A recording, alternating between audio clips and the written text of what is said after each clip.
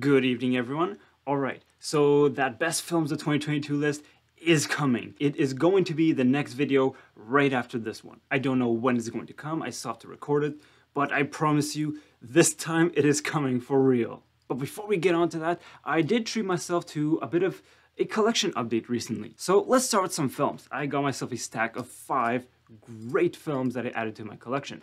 The first, Motherless Brooklyn. So this is a film written and directed by Edward Norton. If I'm not mistaken, this is actually his directorial debut. I love what Edward Norton has been doing as an actor. He had so many iconic performances, so I'm very curious to see what he did as someone behind the scenes this time. And I'm really not trying to look into too much what this film's about, but from what I do understand, it falls under the film noir category. And I'm a total sucker for those kind of films, so I just can't wait to see what he has done here. And as the final note on this film, there's quite the all-star cast.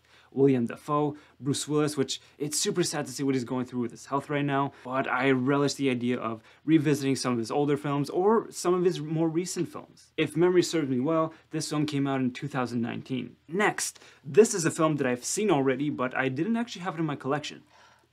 Jordan Peele's Us. I've talked about Jordan Peele numerous times already on the channel, but I will do so at every single occasion I can get because I truly believe that he is the most original and brave creative filmmakers out there today. All 3 of his films are just peerless. Are they quite the time capsule that Get Out was, perhaps? Perhaps not, but nonetheless, what a unique point of view as a filmmaker. I am loving everything he's doing, even the stuff before with Key and Peele, that is comedy gold. But as a writer-director of horror material, my god, he is sensational. And Us definitely falls into the cult classic territory. Now, next up is a film that I've seen as a child, but I haven't rewatched it in, I don't know, like well over a decade. This will be Airplane, a super silly and crazy film as I recall it. I don't know how many times I've used this meme at work, but in any case, this is a hilarious film and a classic from the 70s that I can't wait to watch again. And I'm curious and excited to see just how much of the comedy still remains relevant and potent today.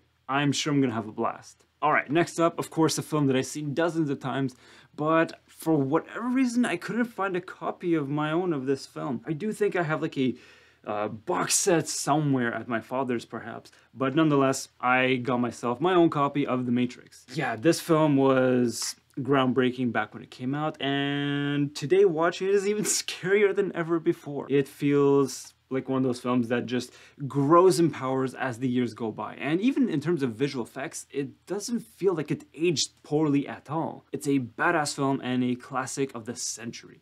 And for the last film I picked up, I don't actually know if I've seen this one. I might have seen it at one point in my life. I feel like I watched it during like one of my unofficial game jams in my student days. I can barely remember it if that's the case. So that would be John Carpenter's The Thing. I am criminally behind on this filmmaker's catalog, so I did myself a favor of handing myself some mandatory homework to do in the recent future. Alright, so that's it for films. But I did give myself one last surprise. I saw this vinyl album at the same store that I got the films at. I couldn't resist it because this is an album that I was always planning to add into my collection one day because it's been 10 years now, a bit more than 10 years now rather, that it came out, and it's still just as hard as it's ever been. This would be Kendrick Lamar's Good Kid, Mad City. My god, this album from beginning to end is absolute fire. I would easily range it from the 9.0 to the 9.5 category. It is a near perfect album that has power, that has hits, super infectiously catchy hits, but also with some potent, humane drama and some real growth as an artist and a human being.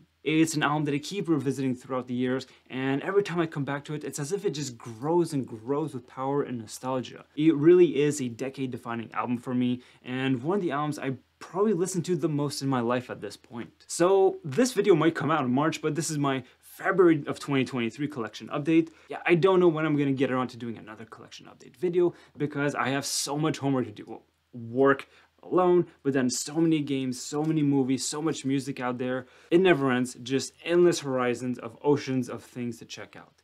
And then there's life, of course, as always. That is all for today, and as I promised, the next video, expected maybe a week later from now, I will be actively working on the best films of 2022 list. It is officially upcoming now. Alright guys, that's it for now. As always, wishing you and your loved ones nothing but the best. Take care and talk to you soon.